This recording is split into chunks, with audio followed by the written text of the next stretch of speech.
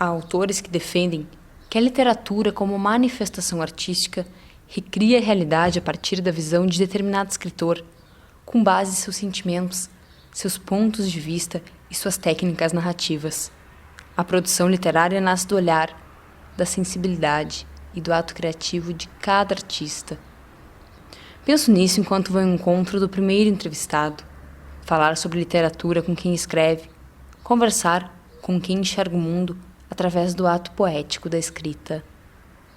Na verdade, a gente, quando está em condições de escrever, é um estado muito interessante, que é difícil até da gente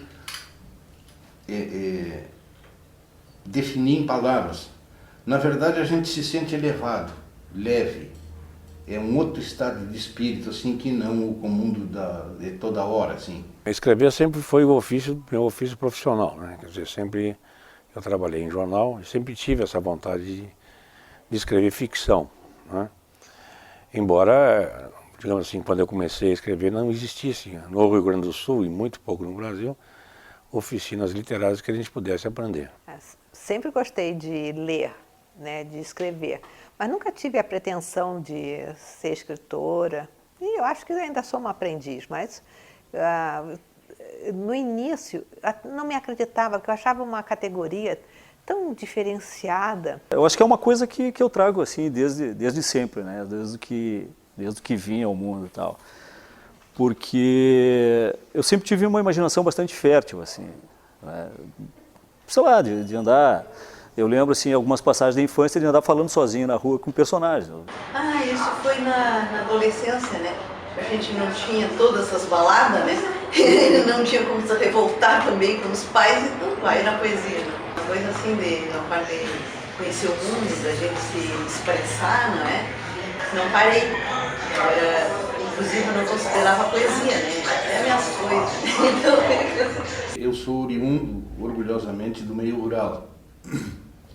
E como tal, me tocou muito, eu comecei a descobrir a importância da natureza. Então eu comecei sempre na procura de passar para as outras pessoas o meu universo, o universo do campo. Eu comecei escrevendo o que eu pensava ser letra de música.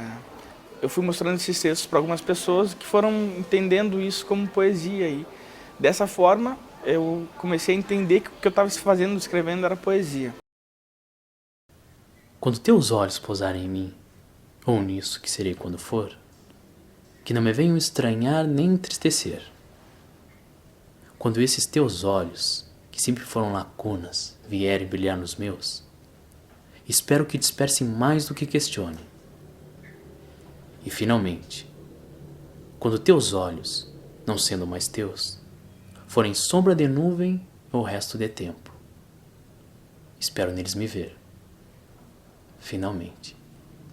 Aí depois aparece um amigo para fazer uns versos, para compor uma música, para colocar melodia, e assim foi indo. No curso de comunicação, um dos nossos alunos trabalhava com um professor de oficina literária, que é o professor Alcício Wisch, e eu disse para ele, não, vamos abrir uma oficina. Mas também eu escrevia também livros, evidentemente, técnicos da área de comunicação. Bom, aí começou então depois, posteriormente, começaram esses livros de ficções, e o primeiro que a gente teve foi um livro de contos.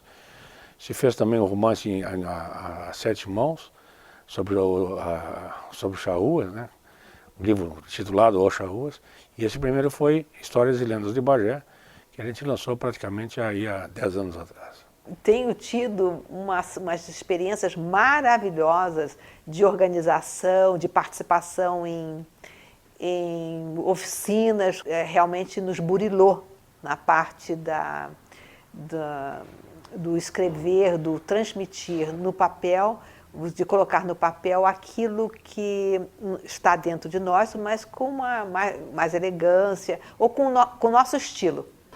Em 2009, entrei para o curso de letras na Unipampa, foi onde eu conheci o Grupo Cultura Sul, e a partir daí, essa minha escrita tomou um caráter um pouco mais sério do que somente um hobby, né? Aí a gente começou a produzir textos para manifestos poéticos, teve em 2011 o lançamento do livro do grupo, em homenagem aos 200 anos da cidade.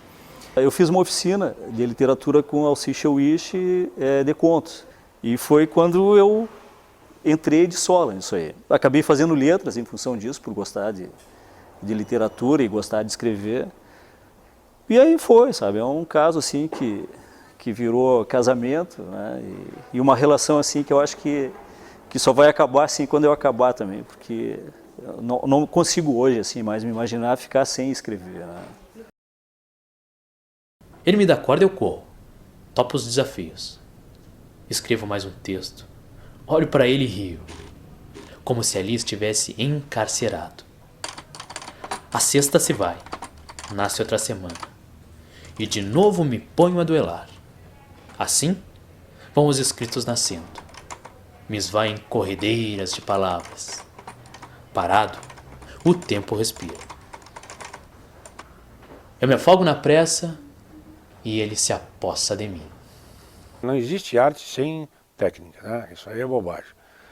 Tudo que tu escreve, ela tem que ter um processo de crescimento, ela tem que ter um início, um meio e um fim. No caso da literatura tem que ser, digamos assim, o apogeu de tudo aquilo que tu vem construindo lá, digamos, desde a primeira página até a centésima. E duas coisas fundamentais. Primeiro é conhecimento, a literatura, né? Porque a gente tem que, escrevendo literatura, tem que ter muita leitura mesmo. A literatura, principalmente dos clássicos, mas tu tem que ter determinados conhecimentos, determinados ritmos, por exemplo, de narrativa, e a técnica para poder completar, porque não é só inspiração. Inspiração é uma coisa muito, sabe, entre aspas, poética, né? Não, tem que ser inspiração e transpiração, principalmente transpiração. Tem que sentar e escrever.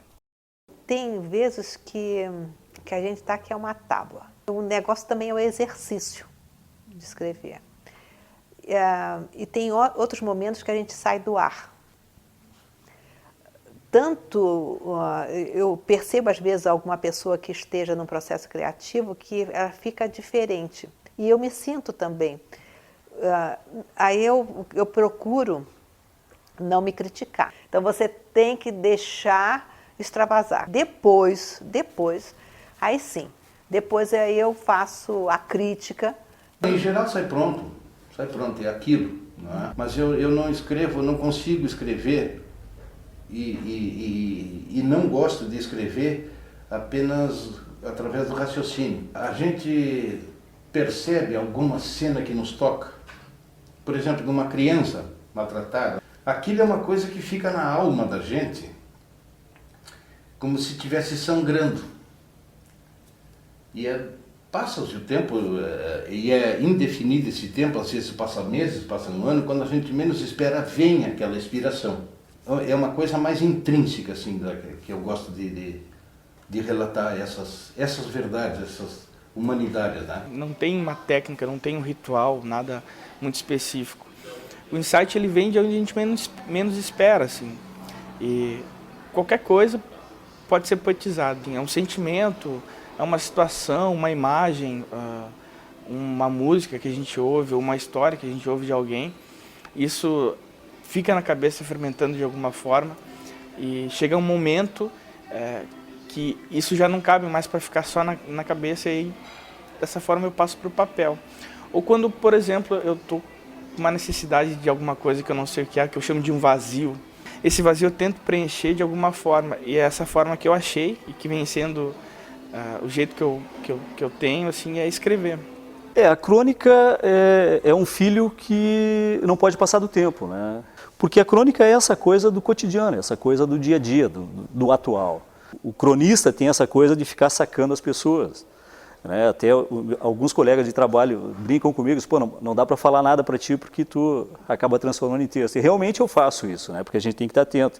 Tem um pouco de inspiração, tem outro pouco de estudação, né? Então, porque às vezes a gente tem que entregar uma coisa e tem que sair, né? Tem que fazer isso.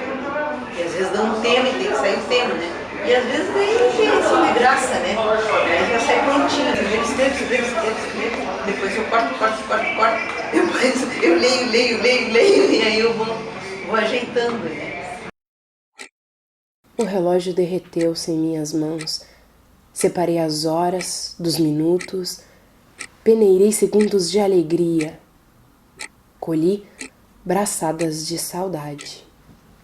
Aqui para Bagé, eu acredito que as portas vão se abrir de alguma forma, assim. Eu faço parte hoje do Conselho Municipal de Cultura da cidade, então tem uma visão também do poder público de incentivar essas manifestações de alguma forma. Então eu vejo isso como um sinal, uma indicação de que não vai parar por aqui e só tende a crescer. Tem algumas pessoas que estão um pouco perdidas, né? Que elas escrevem uma história, né?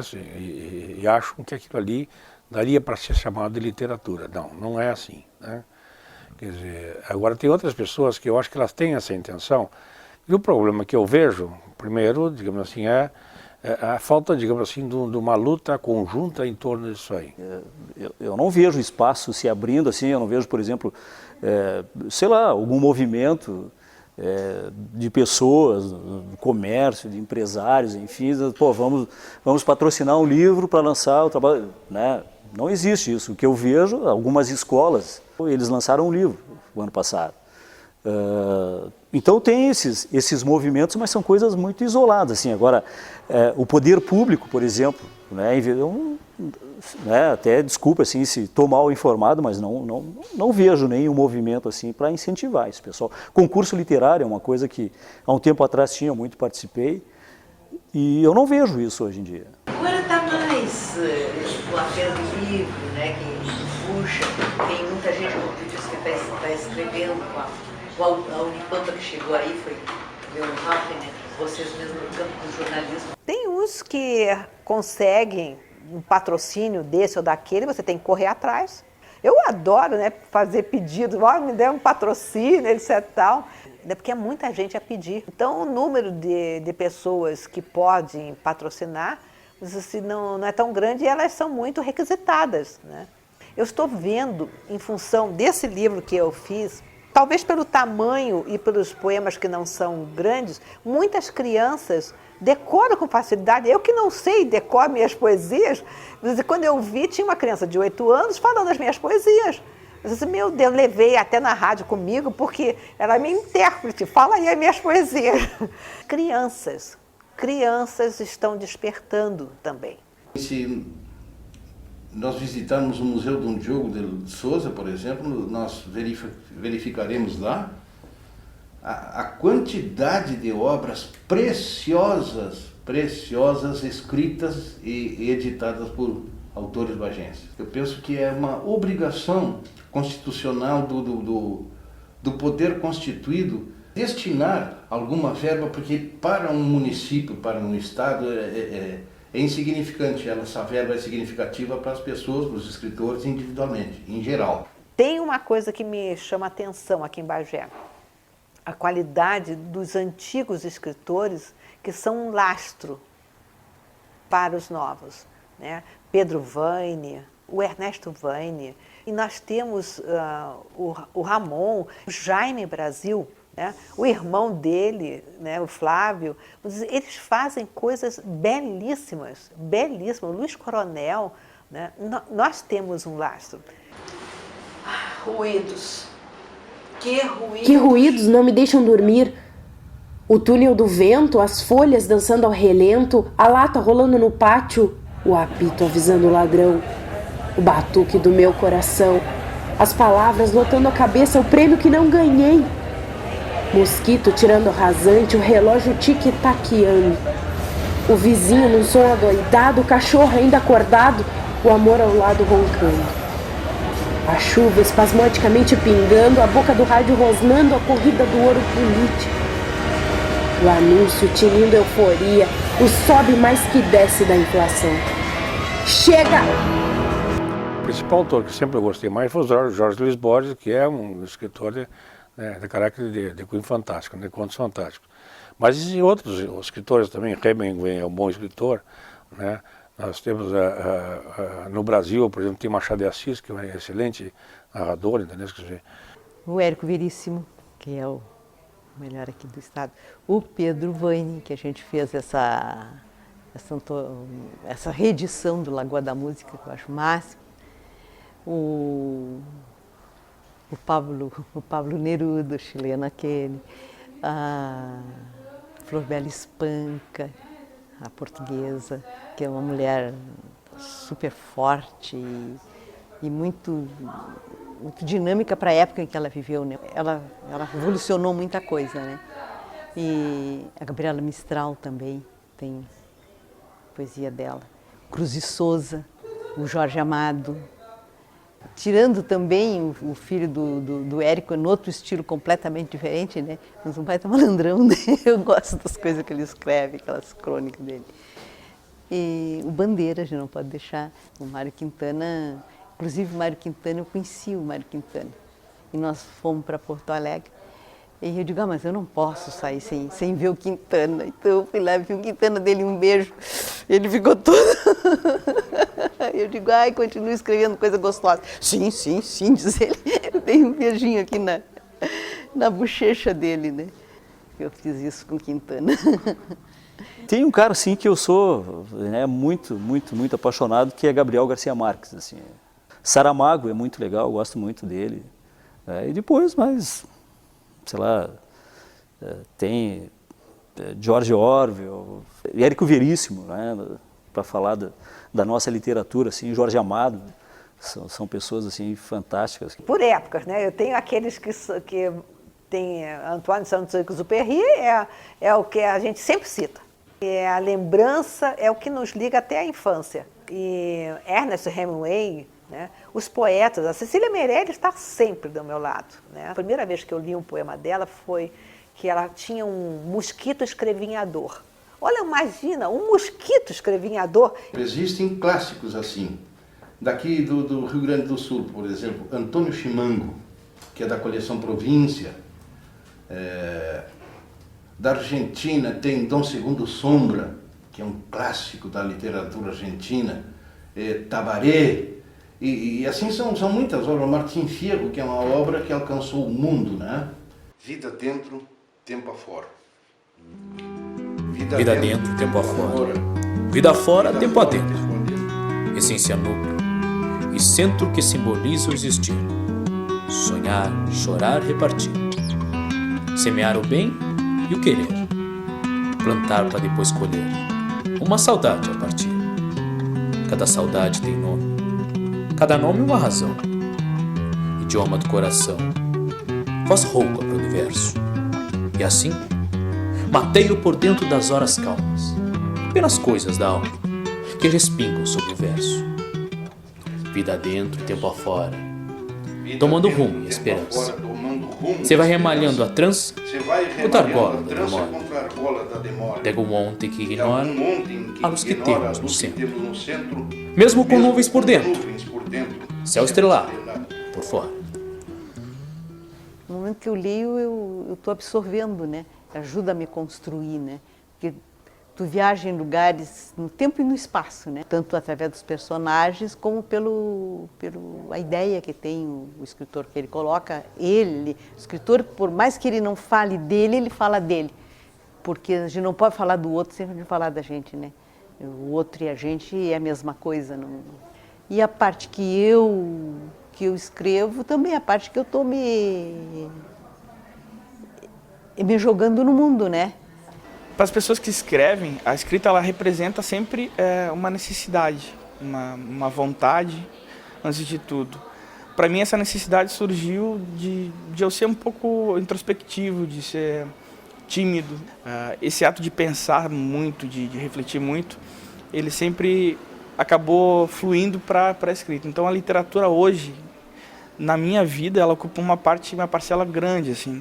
O livro é um sábio mudo, que silenciosamente ele nos ensina tudo aquilo que nós quisermos saber. Basta escolher o livro certo que responda às nossas interrogações. Inigualável, não existe nada mais importante assim para que alguém possa alcançar alguma luz, alguma estatura humana assim, a não ser através do livro, que a gente sempre sabe muito pouco, muito pouco.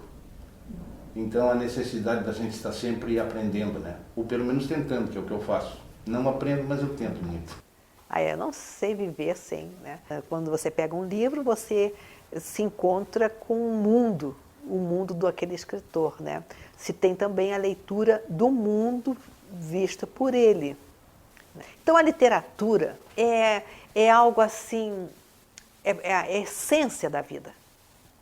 Porque é como se nós estivéssemos entrando na alma das pessoas, né? Vendo particularidades, porque mesmo que seja um conto, um romance, o escritor coloca sempre alguma coisa de seu. E é uma forma de você conhecer, se conhecer também. E você se encontra, há uma convergência em muitos aspectos. Ela é conhecimento, entendeu? Ela te dá, toda vez que tu lê uma obra boa, que tu faz um texto bom, né? Tu cresce, né? Tu parece que tu sente melhor. Ela é justamente, digamos assim, a extravasão, para mim, escrevendo, é a extravasão de um sentimento que a gente tem interior, né? E quando a gente lê, também é a compreensão de muita coisa que tu olha e não enxerga da mesma maneira que um escritor conhece. Mas, de qualquer maneira, sempre alguém tem alguma coisa para te dizer. E tu sempre vai ter alguma coisa para aprender, isso não há dúvida nenhuma. Depois que se foram, apenas uma menina continuou a seu lado. Perguntou-lhe se era verdade o que lhe contavam sobre o cemitério. Dos fantasmas, bruxas e outros seres do imaginário. Principalmente sobre algo em especial, que jamais fora esclarecido. Os grandes chegaram ao cúmulo de considerar a menina louca. Era a única que vira uma luz no cemitério. Com prudência, Carmen perguntou o nome da jovem. Esperança foi a resposta. Enquanto busco respostas para os meus anseios, encontro pessoas que são o mesmo eu. Elas tentam tatear, no claro ou no escuro, palavras certas para designar sentimentos que são comuns a todos. Viver é escrever, escrever é viver. Elas desenham no papel, antes branco, suas imaginações fluidas, concretizam o amor à escrita, estabelecem a linha de partida, mas nunca a de chegada. A vida é uma estrada de palavras. Os escritos vão nascer e crescer e se eternizarão nas páginas e na alma da gente. Não existe lugar certo ou lugar bom para se escrever. É preciso escrever. E só.